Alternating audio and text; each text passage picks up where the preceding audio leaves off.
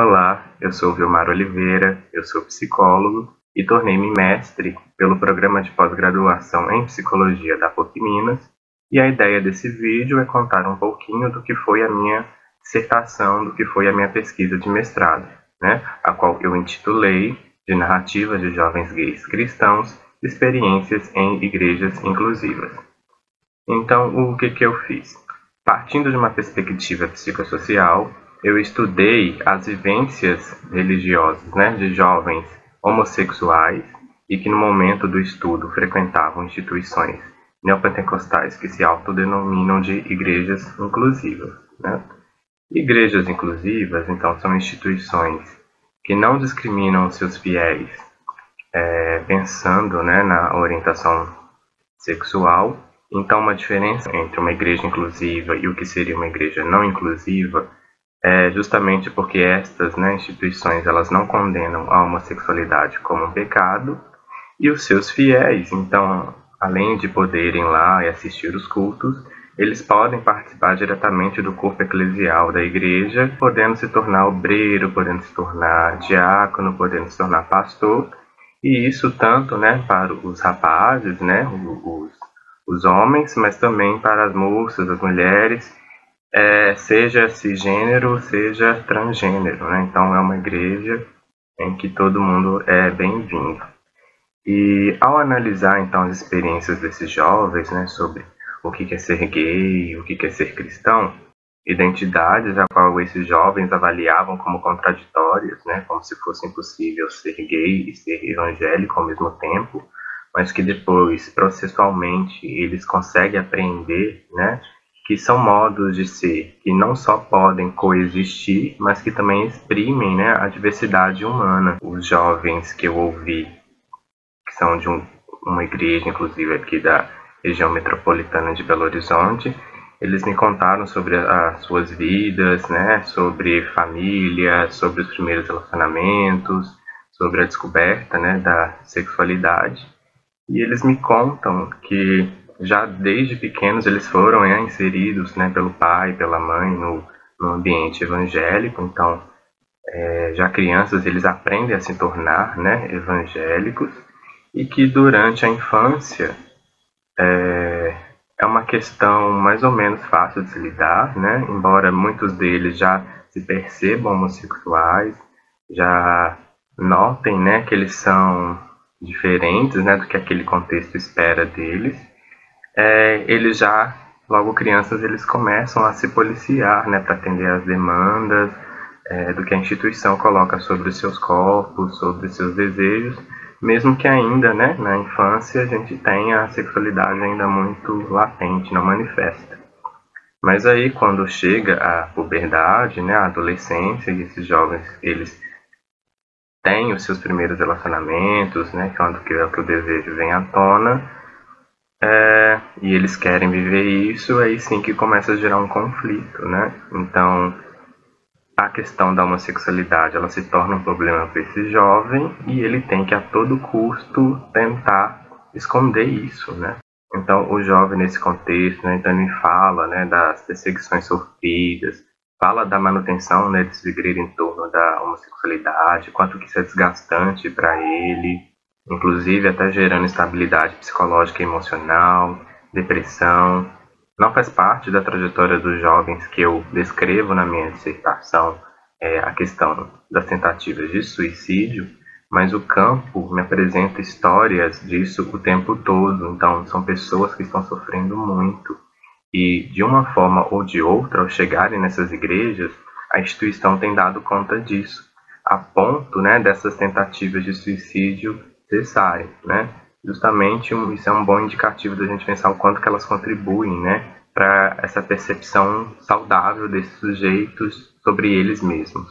E é interessante que os jovens que eu acompanhei, que eu escutei as narrativas, todos eles são muito participativos nas suas igrejas de origem, e inclusive eles ocupavam cargos de lideranças, então eram líderes de jovens, eram líderes de louvor. Então são rapazes que fazem a igreja funcionar de fato.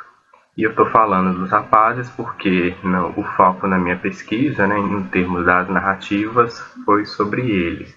Mas eu também faço uma discussão sobre gênero de uma forma geral, também para tentar aprender um pouquinho da experiência das lésbicas e também, né, das travestis e pessoas trans que ocupam espaços, né, nessas igrejas também. Então o jovem ele me conta um pouco essa trajetória nessa instituição tradicional, que é como a gente geralmente se refere às igrejas não inclusivas.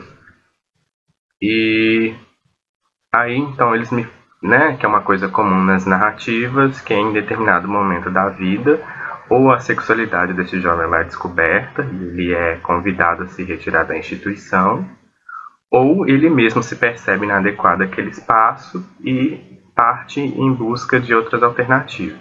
Mas como essa participação socio-religiosa, né, ela é muito importante, né, para os processos de identificação desse jovem, então ele tende a procurar, né, outras vivências religiosas, mesmo que ele viva a sua religiosidade fora de alguma instituição.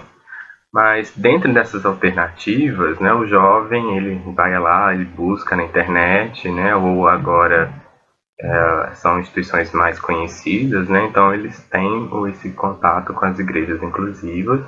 Então ele vai lá, conhece, assiste o culto e é um processo também, né? Não é aquela coisa instantânea que eu fui lá, opa, né? Que agora vai ser minha igreja. Para alguns acaba sendo assim, mas para outros eles têm um pouco de dificuldade, até porque ao longo de toda essa socialização, né? Essa formação que eles tiveram durante a vida, lá na igreja tradicional, mas também na família e em outros espaços, o tempo todo eles escutavam discursos, né? Escutavam ministrações que ao tempo todo desqualificam a sua orientação sexual. Então eles ficam lá falando que eles vão para o inferno, né, que é pecado. Então entrar na lógica dessa outra instituição não é tão fácil assim. Tanto é, né, então que parte desses jovens, depois de conhecer as igrejas inclusivas, eles acabam retornando para a igreja de origem, aí eles se submetem, né, a tratamentos espirituais que tentariam convertê-los em heterossexuais, né? E eles fazem isso inúmeras vezes e os meus informantes colocam isso como experiências que só aumentam o sofrimento, só aumentam a frustração, né? Inclusive em relação ao próprio Deus, né? Porque eles se perguntam o tempo todo por que Deus, né, não resolve essa condição. E quando eles chegam na igreja inclusiva, eles veem então que não é isso. E nesse processo, né, de aceitar essa igreja, ele, né, uma coisa que eu identifiquei nas narrativas é que ele ao mesmo tempo é um processo de aceitar a si mesmo, né, de aceitar essa orientação sexual. E a vantagem, né, de estar nesse outro espaço que é acolhedor, né, então permite com que esses jovens aceitem essa orientação, mas também que se afirmem enquanto homossexuais, né? Porque então, diferente do que era estar lá na igreja tradicional, aqui ele tem todo, né, um aparato, uma rede de apoio que lhe auxilia, né, a lidar com essas questões que são provenientes, né, do preconceito e da homofobia, né?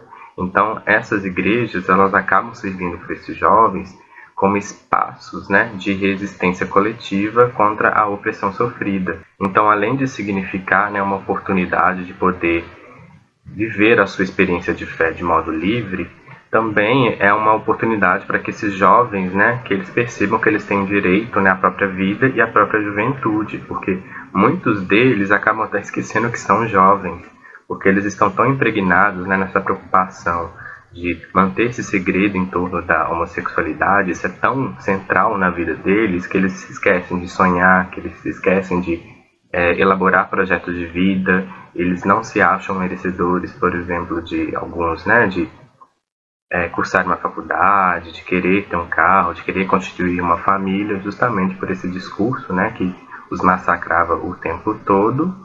E agora, com essa adesão à igreja inclusive, isso começa a ser resgatado.